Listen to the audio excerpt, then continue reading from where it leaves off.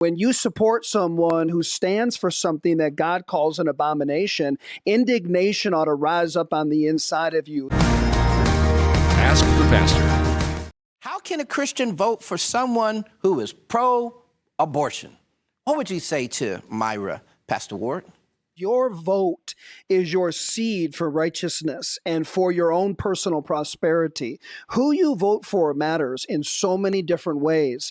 But how can a Christian vote for someone who is against what God calls an abomination? Abortion is the killing of unborn children. It is stopping life.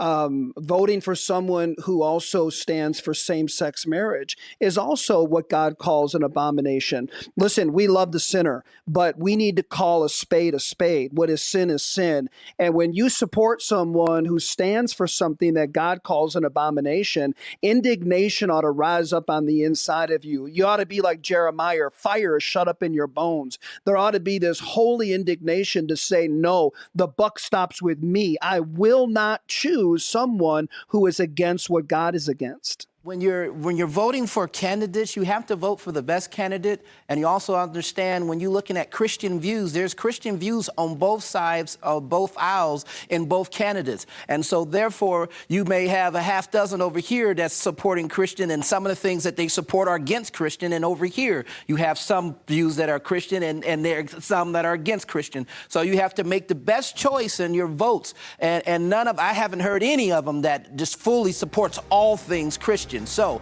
we have to be careful in our voting. We also have to be careful in choosing issues. Hey everyone, hope you enjoyed the video. To see more like this, be sure to hit the subscribe button below and get all the latest content from TCT Ministries. We'd love to pray alongside you for God's blessings in your life, so you can email your prayer requests to prayer@tct.tv or click the link below and submit your request at tct.tv. God bless you and thank you for watching.